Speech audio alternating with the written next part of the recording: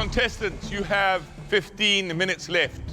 Remember, you have spent ages foraging for these beautiful, delicate ingredients. Do not overwork them. Do not overcook them. Do them justice. I have my polenta in the fridge. I'm worried if it's gonna be cool enough. It's stuck. I don't want it to break.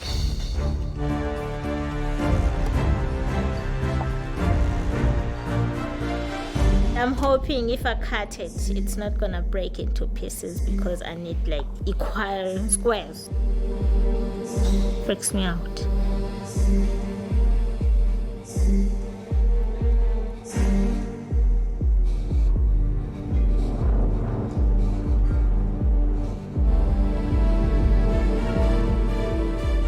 I'll have ROXI.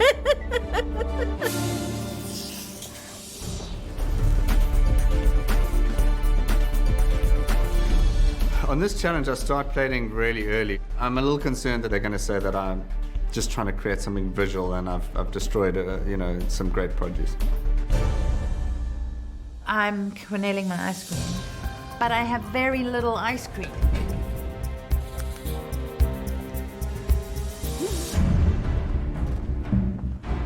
The quenelle fell on the floor. So this is a bit of a crisis because I didn't have a lot of ice cream to spare. Contestants, you've got 5 minutes remaining. Now it's time to put all of those wonderful and magical ideas onto a plate and present them to us. Come on, guys, you can do this. I then start trying to take my panna cottas out of the mold. I thought it wasn't going to work. And then one just popped out perfectly and big sigh of relief. How many do you need? I want 3 perfect ones.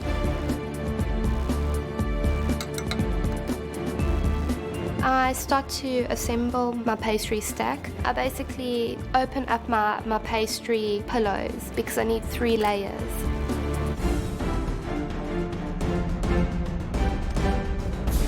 "60 seconds remain, contestants. Get it on the plate."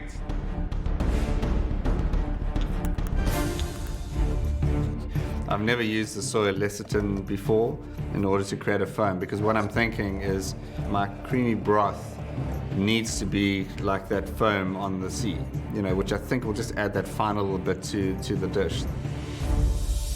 In 10, 9, 8, 7, 6, 5, 4, 3, 2, 1. Stop cooking. That's it. Well done, guys.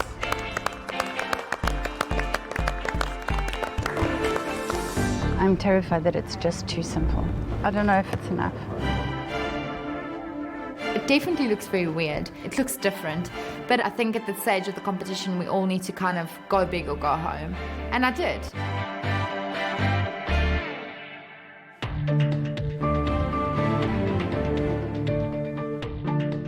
Ian.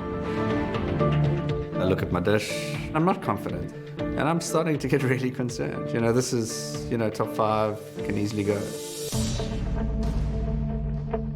Tell us a little about your dish. Yeah, I love the sea, and I always think it looks so beautiful, the pools and the like, and thinking, you know, how can I marry those, you know, into a seafood type dish or a mussel type dish. Tell me more about the porcini limpets. It was probably a bit sacrilegious of me to take the porcini down to such a small element, but I didn't want to make it my hero, but I did want to put it on the plate. Sacrilege, some would say heresy. They used to burn people at the stake for less.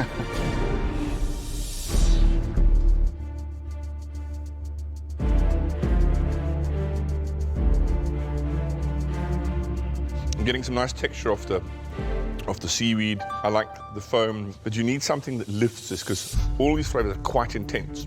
And you want something that's a little bit gentler, maybe more of that cream rather than just a foam to lighten it up a bit. We're not even going to talk about the limpets. To take that entire porcini and just use that We know the brief wasn't, you didn't have to use it in them, but please don't drill holes in such a glorious mushroom next time. Sure.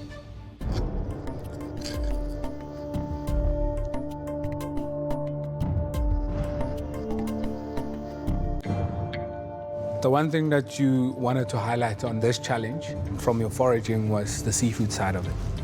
Actually came through here. And I know Pete is not really happy about the porcini mushroom. Me too.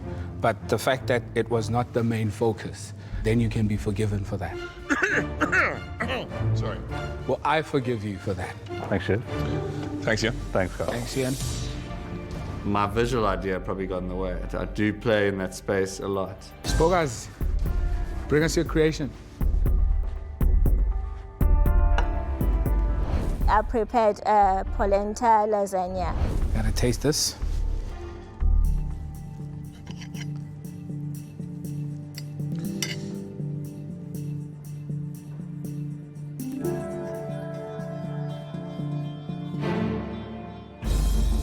Working with polenta and having to stack it as a lasagna is a very risky thing to do. Looking at the heaviness of polenta, but you delicately grill this, gave this lovely golden brown color on it.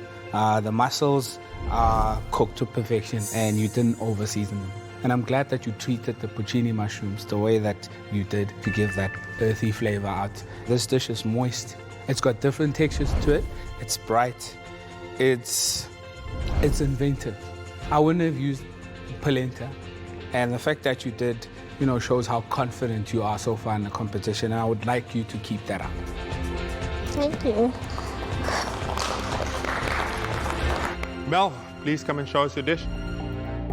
I did 3 elements which I just set in an hour, which I'm very proud of, and I'm very happy with my dish. Okay, Mel, what did you come up with? I made a wild garlic panna cotta with a black garlic and squid ink jelly. I cevicheed the mussels with a pancetta salt, and then I pickled the periwinkle and I dried the wild nori. So did you get the opportunity to taste all those flavors that's on there together? I tasted everything individually. I didn't taste everything together.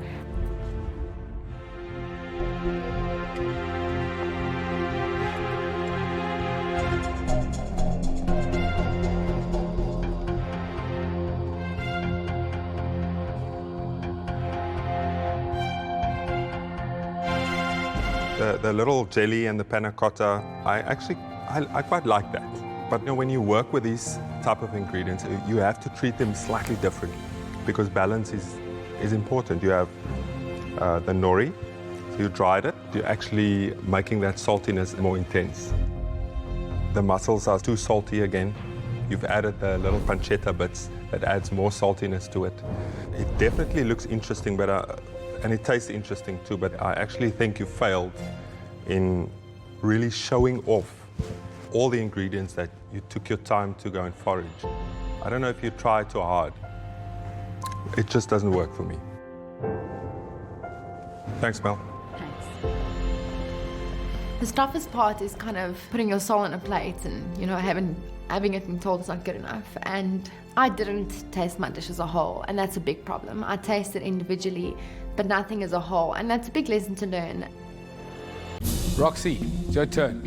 Being the last to be judged, I'm feeling really nervous because mine is just it's a rustic kind of looking pie thing. So I made a mushroom Malfoy and I also paired it up with a hazelnut kind of sauce to complement it.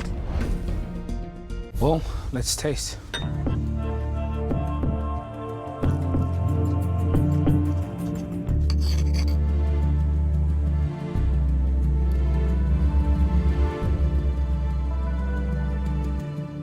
I like the sweetness from the onion marmalade. I like the way you cook the mushrooms. You still taste that earthiness. And I'm glad that you thought of something that would go with that earthiness, that you roasted your hazelnuts also. I get all of that here, the balance is there. And it's surprising that it's like that. If you can't taste anything, but the way that you managed to create that balance here, this is delicious. Thank you.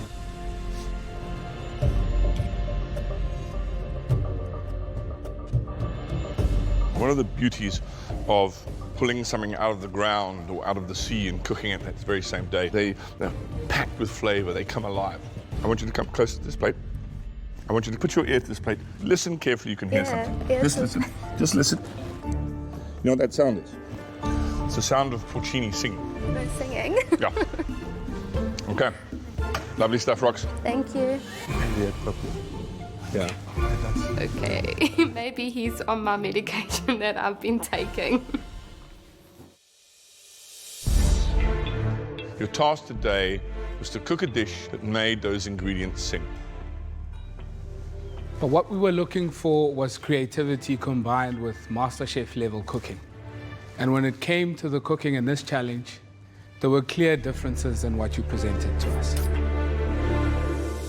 The best dishes today found that balance between that authentic, natural tastes and MasterChef excellence. And for us, one dish did stand out today, and it's worthy of a mention because the hero ingredient was clearly the hero of the plate. It was treated with respect, it was a beautiful dish, and that dish belongs to Roxy. Well done, Rox. Sure.